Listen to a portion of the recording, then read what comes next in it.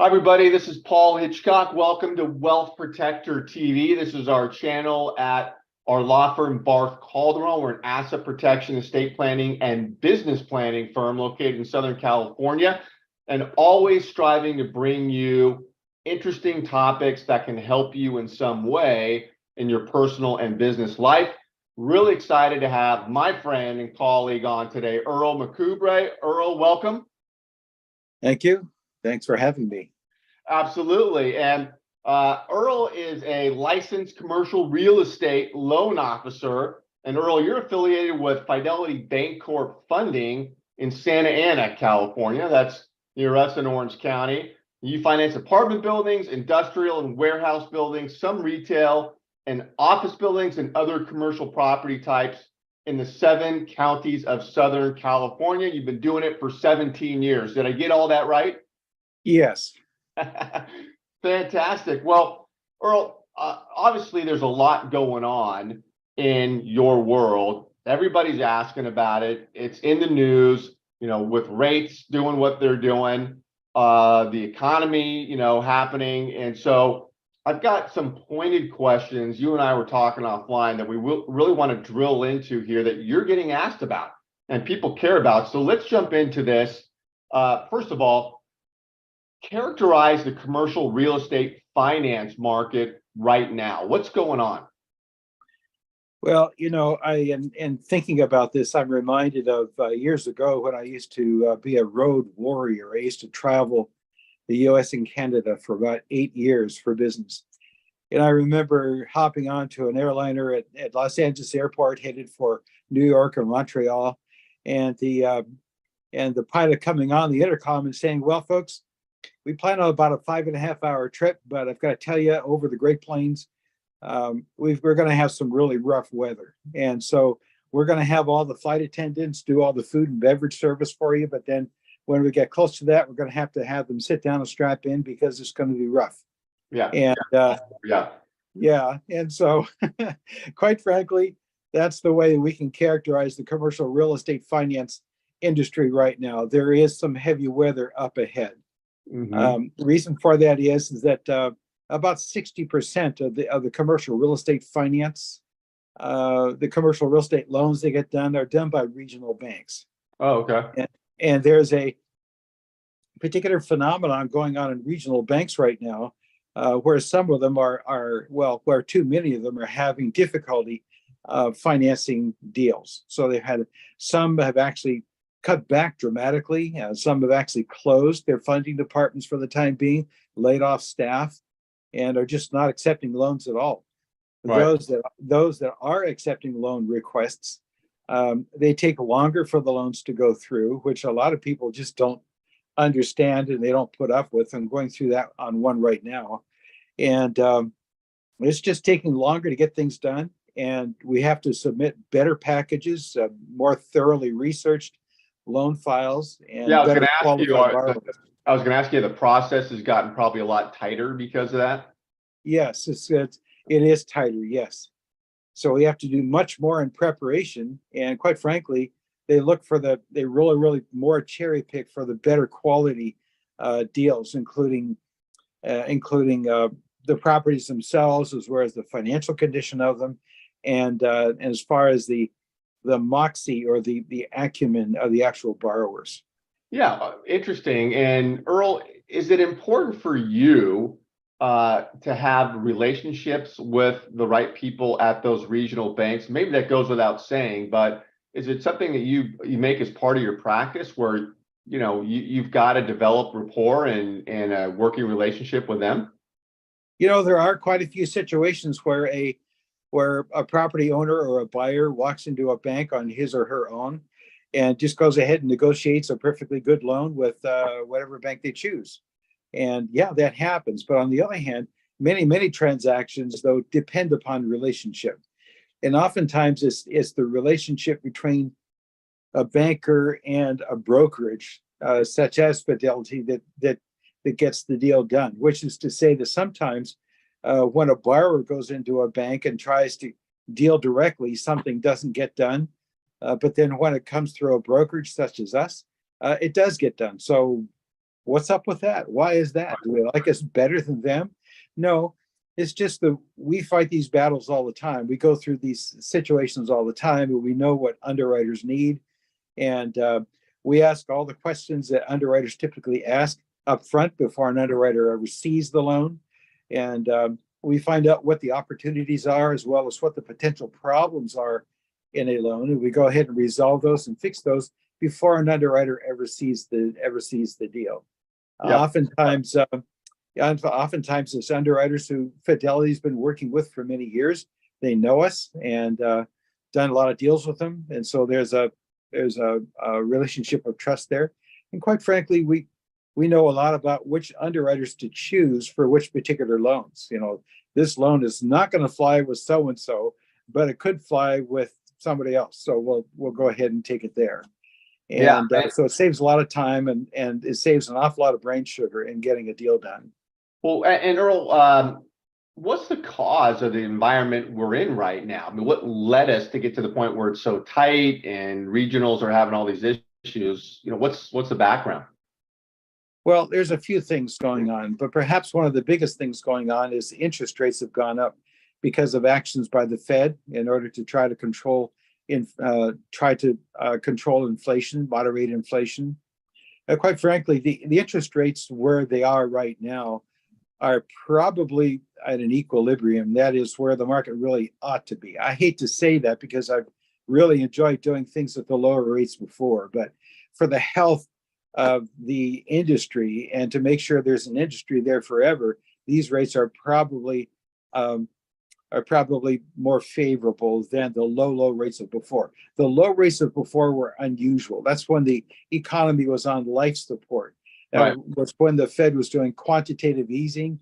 They were purchasing tens of billions of dollars worth of mortgages every month, commercial real estate mortgages every month, which led rates to being especially low, unusually low.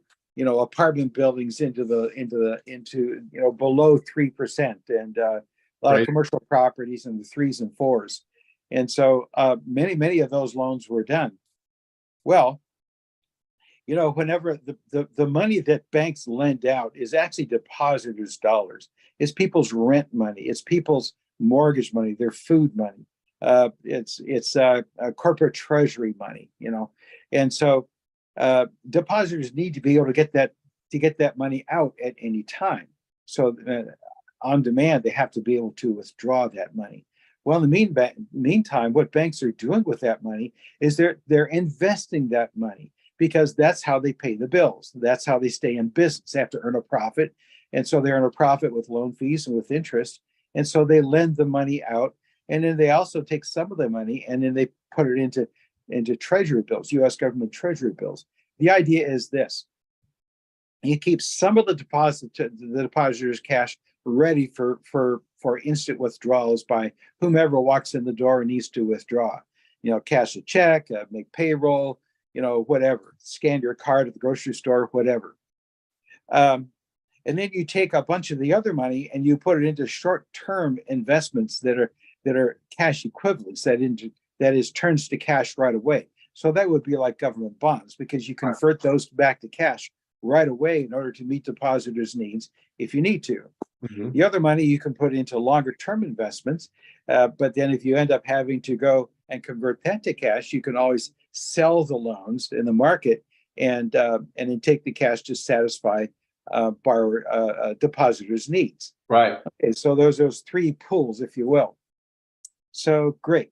The only thing is, when banks purchased T-bills at 2%, you know, and they went and lent money at 3 and 4%, and now those rates are higher. You know, T-bills are 3.6 or so, and commercial real estate loans are in the high 5s to low 7s, you know, in that range. Why, my goodness! And now you come to market and you want to sell T-bills with a 2% coupon. Who is going to buy a T-bill with a 2% coupon when they could go to the Fed and get 3.6% or more? Brand new, yeah. So, okay, fine, I'll buy your T-bill, but I'm not gonna, you know, if you're trying to sell me $10 million worth of T-bills, I'm not going to pay you $10 million for those T-bills earning a 2% coupon. I'm going to pay you more like about, I don't do the math, but it's going to come out more like about, $5.5 million for $10 million worth of those low rate T-bills, And when it comes to mortgages, the same thing, I'm going to end up paying you like 50 cents on the dollar for those mortgages. Mm-hmm. Well, in order to meet depositors' demand, where's the rest of that money going to come from that they can't get from selling those investments? Well, it has to come from shareholders' equity. Right. That's where that comes from. Okay, great. So but then when you run out of shareholders' equity, now what do you do? And that bank is in trouble. Right. So now the estimate is that because of all of the low rate T-bills and low rate loans on the books of regional banks, that perhaps about 50% of them are potentially in a lot of trouble. Mm-hmm. If you were to go ahead and adjust their balance sheets to the actual value of the T-bills and the mortgages based upon where rates are today versus what rate are on those investments, why they would be the shareholders' equity would be severely upside down, and those banks would be candidates for foreclosure or for seizure by the Fed. Right. And so it's sort of like, oh my goodness. Right. And so now where you have is banks who think about it for a minute, says, well, I better not lend anymore. I better just let loans pay off. That when loans come to an end and they have to be paid off, why hurry up and pay them off so we can get that cash back, and we'll just have to hope and pray for the best. Yeah. Well, Earl, I want to ask you this too, so what message do you have for owners of commercial properties or people that want to get into the business? What would your nuggets of wisdom be for them? Well, there's a couple of things. Certainly from a depositor standpoint, regular folks like you and me who don't have more than $250,000 in a bank don't have to worry, but because that's insured. But certainly larger depositors, companies, and so on and so forth, they go and they watch the financial condition of the banks their deposits are in to make certain that they're safe. And for those amounts over $250,000, so many of them are moving their money out of regional banks and into big banks, the Chase banks and the Wells Fargo's and Banks of America's of the world, and the really big ones. And so it is a good idea if you're a business owner, if you have large deposits, to be watchful as to the financial condition of the banks you're putting your money in. There are regional banks that are in very good condition, very worthy of your deposits. But it's a good idea to learn how to read a balance sheet and to ask those questions when you're choosing a bank to put your deposits in.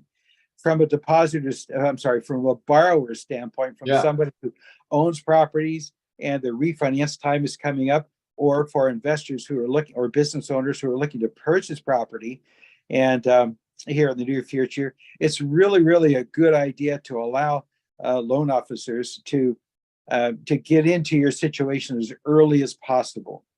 Start the financing process, get pre-qualified early before looking, before your existing loan comes due, or before you go looking for properties. Oftentimes we find difficulties in the financing package that really slow things down, things that need to be fixed or corrected that really slow things down. And if you're in contract, or if you're in a 1031 and all of a sudden there's difficulty in closing your up leg, why this can be a really critical thing. So it's really a good idea to allow us to pre-qualify, for us to pre-qualify you and gather a whole financial package and actually go through the underwriting process. When it comes to a purchase, we'll go so far as to gather enough of a file to issue a pre-qualification letter based upon a complete file. And in many cases, it's actually been underwritten by underwriters to ensure that there's not likely to be a problem when you're in contract and trying to close on time. Incredible information, Earl. And I've got to say that as you and I have known each other for quite a few years now, my takeaways from you, what I like about you, your business, is that, first of all, Fidelity Bancorp funding, love the fact that they're independent, got a lot of relationships with finance companies, so there's a lot of choice there. You're doing your due diligence, your firm there on the lenders, excuse me. And so I love your firm. And then I know are very thorough in your role there. And you're, a great listener. And I know we've, shared clients before. So I love all this information. I want to tell people that are listening here that get connected to Earl. His information is around this video. We live stream this everywhere. So you may be watching this on YouTube, LinkedIn, Facebook, Twitter, wherever you're watching this, either up here, down here, or on the side is Earl's information. Get connected, reach out. He's a great guy to know. Get him in your network, and stay tuned to more from Wealth Protector TV. But Earl, I want to thank you for coming on board. You and I could talk forever. It's a fascinating topic. Really appreciate it. Thanks a lot, Paul, for having me. It's been a real pleasure. All right. We'll see you soon, Earl. All right. Bye for now. Okay.